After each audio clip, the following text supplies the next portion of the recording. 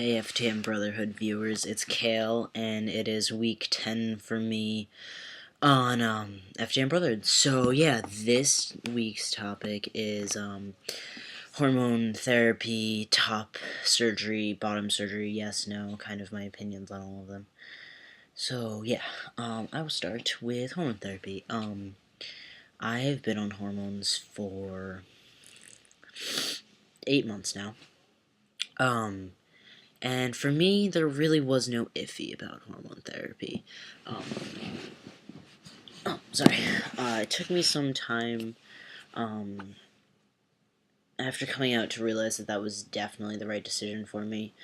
I have total respect for all the guys out there who decide not to go on hormone therapy, but for me personally, it seemed like the right thing. I seeing my therapist or whatever, and I ultimately went to him to get hormones. I'm very glad that I went through therapy because I needed therapy for my own stuff, and I also feel safer knowing I've worked it all out with a therapist before kind of entering into that kind of commitment, especially involving hormones. But the thing that really did it for me was when my therapist was talking to one of my parents, and he was like, yeah, like, he looks fine now. He looks like a young teenager now anyway. He may or may not didn't pass the point anyway.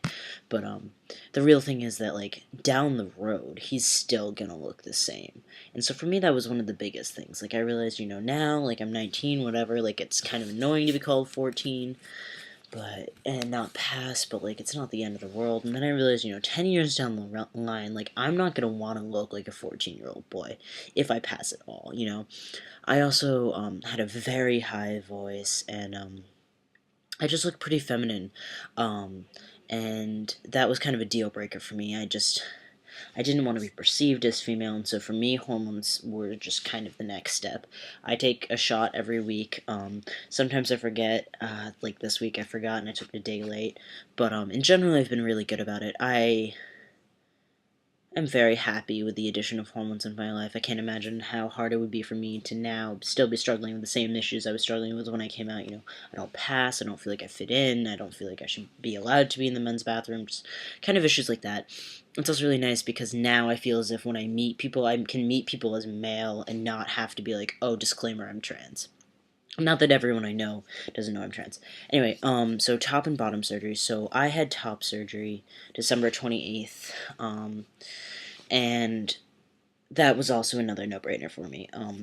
For me, at least. I really want to emphasize that everyone does their transition differently, but for me, binding was so uncomfortable. I realized that, I'm gonna be trans forever. Like, it's never gonna be like, oh, wait, I'm not trans. And so it just kind of made sense to me that I would do that because binding isn't a long-term solution. It's really only a short-term solution.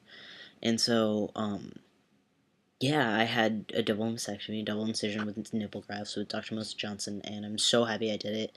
I don't regret it at all. It's still annoying because I'm recovering, and, like, I'm not at full ability to do anything, really. I can't even carry my backpack. I have to have someone carry my backpack, but, I don't regret it at all. I'm really sure that this is the right decision for me. The only one I am iffy about is bottom surgery. So for me, I do plan on having a hysterectomy. That's something that I've really been thinking about recently. I don't want to go through surgery anytime soon again. Like, I'm still recovering. The thought of going through surgery again is just so unappealing. But the long-term effects of testosterone, when you still have those other organs still in there and working against the estrogen and the testosterone, it's not really how that's supposed to function. And so for me, it makes sense intrinsically for me to have a hysterectomy and get that out of there. That's a lot of health reasons, though. In terms of, like, a bottom surgery, in terms of, like, a medioplasty or a phalloplasty, like, that's a little more iffy for me. I do have a lot of feelings of wanting to have the right body part down there, but for me, it's not pressing enough for me to worry about it too much, and I don't feel as if it's completely necessary for me, despite the dysphoria. I also feel as if the options now are not really ideal. I would love to wait 10 plus years maybe and get that all settled out down the line. I also can't afford that right now.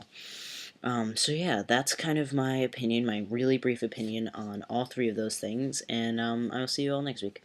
Peace.